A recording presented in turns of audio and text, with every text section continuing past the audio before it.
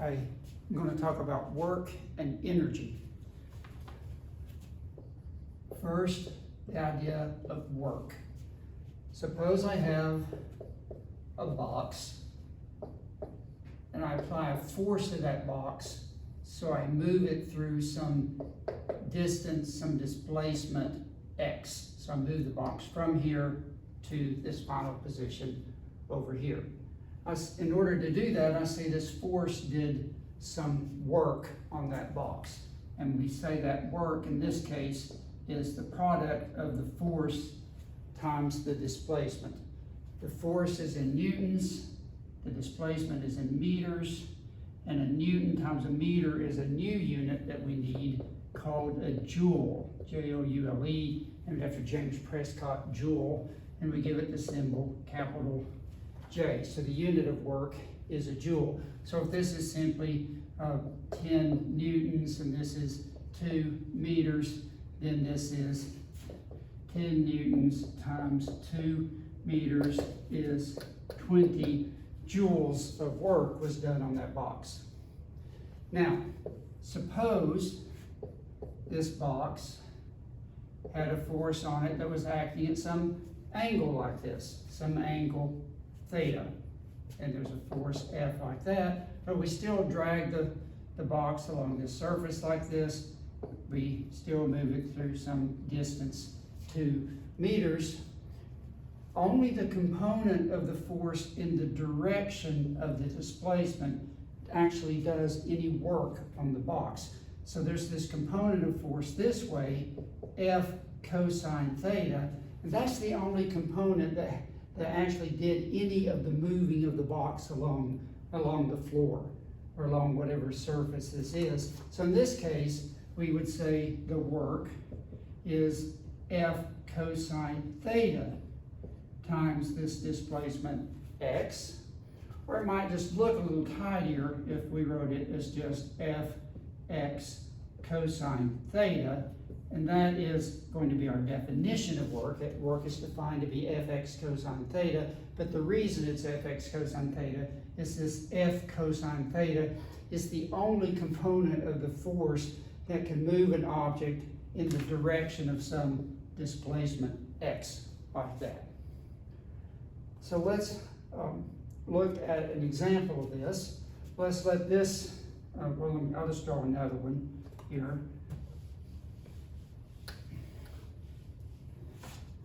Let's see. So here is, of course, a box. It's just hanging out here. And it is moved to some new location like this. This is 15 meters away, so it's moved through some distance of 15 meters. There's a force acting on it here that's 120 newtons. That's responsible for that motion. It's acting at a 40-degree angle like this. There's also a normal force on the box. There is an mg acting on the box, and there's a frictional force of 25 newtons acting on the box. And I want to find the work done by all of these forces. It turns out the net work, the sum of all the works, is important to us. So let's just take them one at a time. Got my calculator over here, so I'm going to get my calculator. First, the work done by F, this is just what we did before, is Fx cosine theta. That's 120 newtons times the distance, 15 meters, times cosine of 40. So I haven't actually done that, so let's see, 40 cosine 120 times 15 times, that's 1379, and our unit is not newtons, our unit is joules. Let's look at the work done by the normal force. You say, well, don't we have to find the normal force? Turns out, which we could, I mean, we know how to find normal force, but it turns out we don't. Notice the normal force is perpendicular, so whatever it is, it's the normal force times the distance times the cosine of 90 degrees, because the displacement is, let me get a different color to help you out here. So the displacement is this way, the normal force is that way. That's a 90-degree angle. The cosine of 90 is 0. So this is 0. Similarly, in this case, for gravity, the work done by the weight, mg, is the weight times x times cosine of 90 degrees. Now it's 90 degrees down this way, but it's still 90 degrees, and so that's still 0. And the work done by friction is the frictional force times the distance times cosine of 180 degrees. Cosine of 180 degrees is minus 1, and so this is just minus the friction times x. That's actually going to show up a lot, that work done by friction is just minus the frictional force times the distance, so you should just remember that. So this is minus 25 newtons times 15 meters.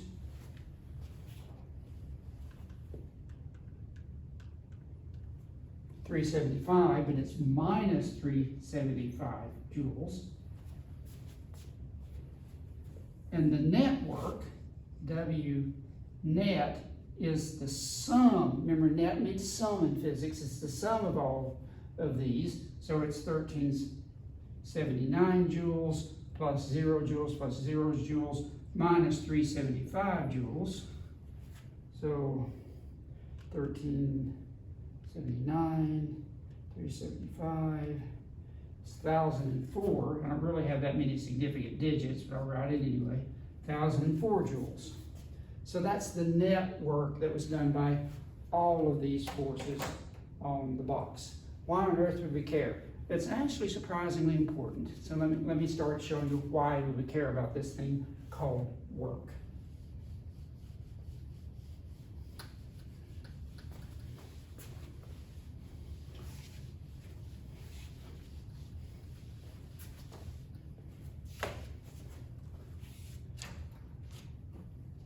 Okay, suppose I have, again, a box, and I'm going to apply a parallel force again to make this easier. And I'm going to move the box through some distance x, some displacement x. So the work done is Fx. But remember, F is ma, so this is max, that's Newton's second law.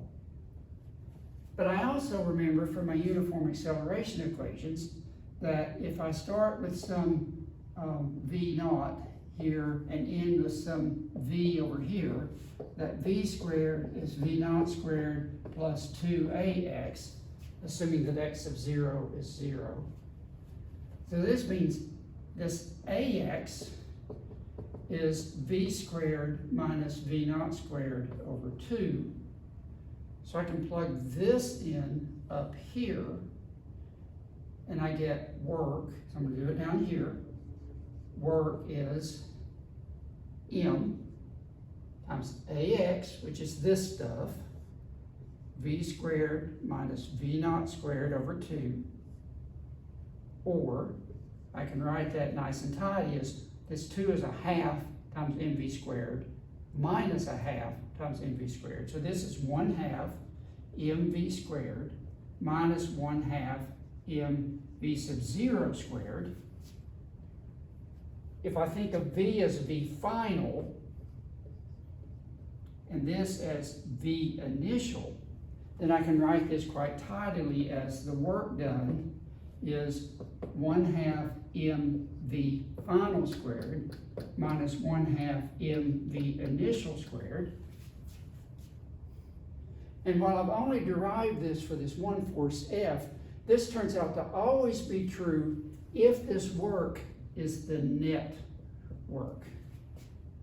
And this theorem is surprisingly important. This is called the work energy theorem. To see that, I have to define something new. I have to define something called the kinetic energy. So this is our first introduction to this concept of energy.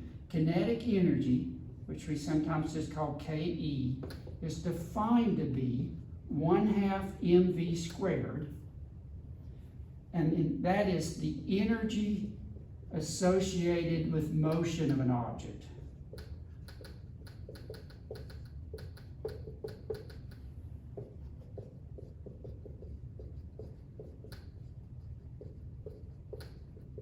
And so by doing work on this object, I gave it energy or changed its energy.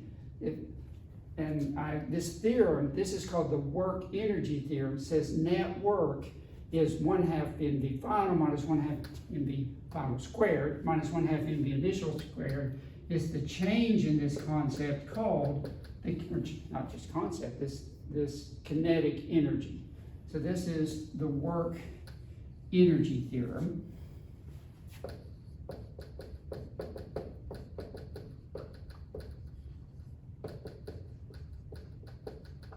So work done is change in kinetic energy. This now lets us actually get a more of a feel for what we mean by work. Work now, earlier I defined work just as fx cosine theta, and I just stated, I just said it's this equation, we just use it. But what does it physically mean? Now that I see that this is something, this is an energy, I see that this actually has to do with transfer of energy. And we can think of work, its meaning as transfer of energy. And that's the meaning of work, is transfer of energy. How does it transfer? By forces acting over a distance. So here's our work energy theorem. Let's practice that. I've got 2 examples for you, and then you can do it, of course, in your homework and in class.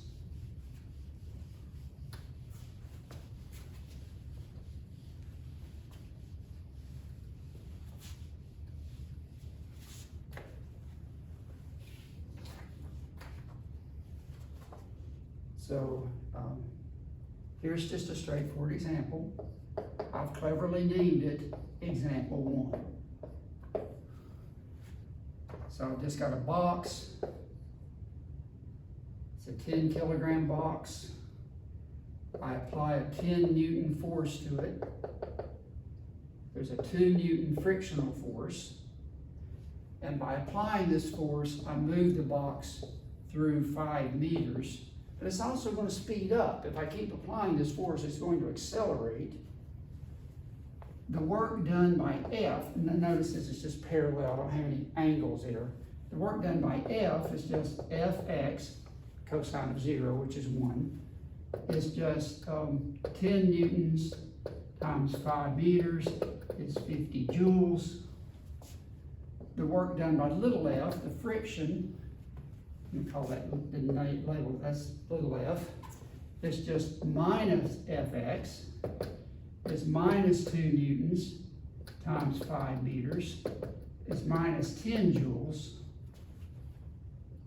Remember, the normal force and gravity can't do any work here because they're perpendicular to the motion. I'm not saying gravity can't ever do work, it can.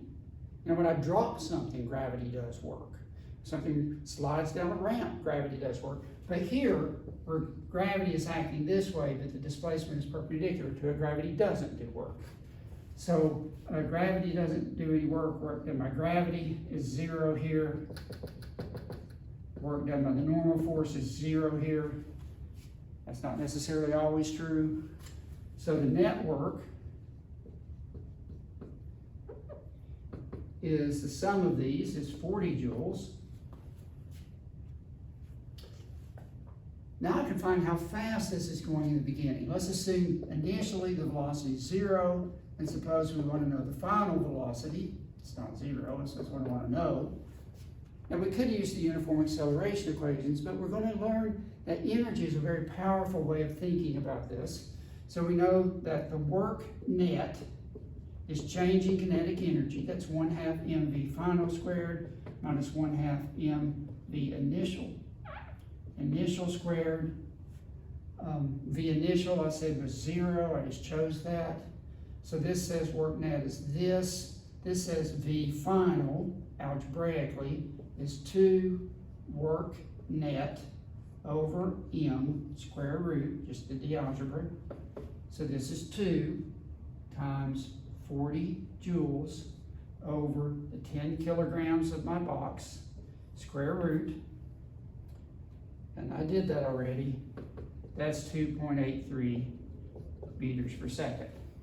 You may say, well, why would we do that? We already have the uniform acceleration equations. Well, as we learn more and more about energy, we'll see that energy equations apply in many cases where the uniform acceleration equation don't.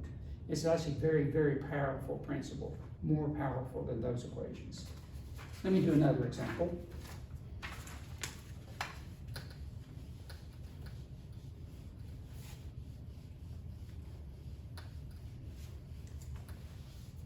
I've cleverly named this one example 2.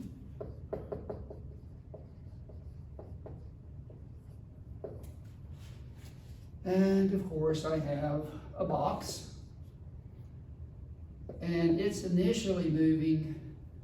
V initial is 2 meters per second. Notice that's a velocity, not a force, so be careful. I've been drawing a lot of forces there. That's a velocity now. Maybe I should have drawn it up there, but I didn't. And over some half-meter distance, it slides to a stop. This is the case where you push a box on a floor, and over just a half-meter, it skids to a stop. So over here, V final is 0. And I want to know, what is the frictional force?